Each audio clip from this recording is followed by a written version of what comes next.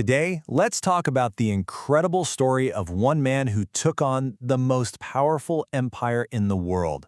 But he didn't use armies or weapons, he used an idea. Let's dive right in. And that's the big question, isn't it? How on earth did one man, a lawyer named Mahatma Gandhi, have the courage to stand up to the massive British Empire with nothing but a radical idea called nonviolence? So where does our story really kick off? It all starts with a return. But this wasn't just some lawyer coming home from abroad. This was the arrival of an idea that was about to change everything. You see, when Gandhi came back to India in 1915, he wasn't some young, inexperienced idealist. He was 46 years old, a seasoned lawyer who had already spent more than 20 years in South Africa fighting racial injustice head-on. That's where he really honed his skills, creating the very tools of protest he was about to unleash in his own country. And the minute he got back, his impact was immediate. The great poet Rabindranath Tagore started calling him Mahatma, the great soul. Later on, Subhash Chandra Bose would name him the father of the nation. Even his biggest opponents, people like Winston Churchill, they couldn't ignore him, though their names for him were, well, a little less flattering. The point is, everyone knew he was a force to be reckoned with. So what was this incredible weapon he had? It wasn't a gun, it wasn't a bomb, it was something so much more powerful. It was an idea he called Satyagraha. Satyagraha, it literally means truth force or soul force, and believe me, it was way more than just peaceful protesting. This was a whole new way of thinking. The core belief that truth and love were actually more powerful than any army. It was all about facing down injustice, not with your fists, but with this unshakable belief in what's right, even if it meant you had to suffer for it. Now, here's the brilliant part. Gandhi didn't just try to take on the entire British Empire all at once. Nope, he started small. He tested his methods. In Champaran, he stood up for exploited farmers. In Kheda, he backed peasants who couldn't pay their taxes because their crops had failed. And in Ahmedabad, he introduced a brand new tactic, the hunger strike, to help mill workers get a raise. These little victories were like the training ground for a revolution. And those local successes, well, they were just the beginning. They were laying the groundwork for something so much bigger.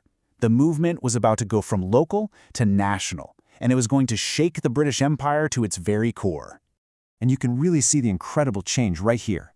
The fight wasn't just about local problems anymore. It was about Swaraj, a national cry for self-rule. What started with thousands of people quickly swelled into millions. Small, focused protests turned into massive, countrywide boycotts of everything British. This wasn't just proving a method anymore. This was challenging an empire. And if there's one event that just perfectly captures this shift, it's the Salt March in 1930. You see, the British controlled all the salt, something every single person needed to live, and they put a heavy tax on it. It was such a simple but deeply unfair rule that hit everyone, from the richest to the very poorest. So what was Gandhi's response? Oh, it was pure genius. He decided to walk 241 miles, all the way to the sea, to make his own salt and break the British law. Think about that. This wasn't just a march. It was a masterpiece of political theater that got the whole world's attention and inspired millions of Indians to peacefully defy the British. Okay, let's fast forward to 1942. After decades of struggle, of protests, of sacrifice, patience was running out. It was all coming to a head, and it led to the final, clearest demand for freedom yet.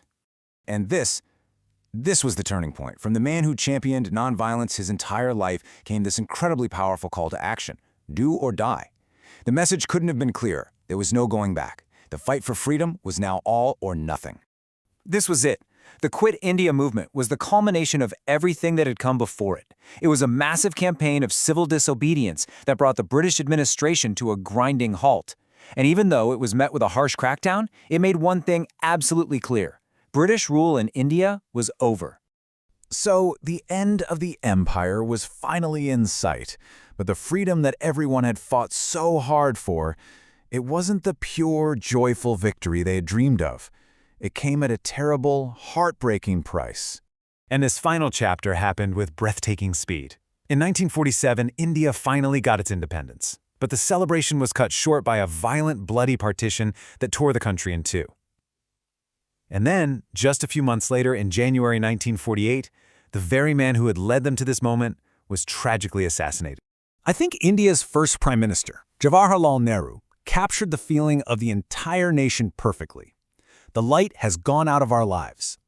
The man who had been their moral compass for decades was suddenly gone. It was an absolutely devastating blow for a new country just trying to find its way. But here's the thing.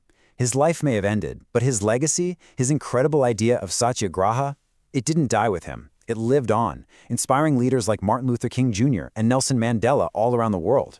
And that really leaves us with a final question to think about. In our world today, which is still so full of conflict, what can this idea of truth force still teach us?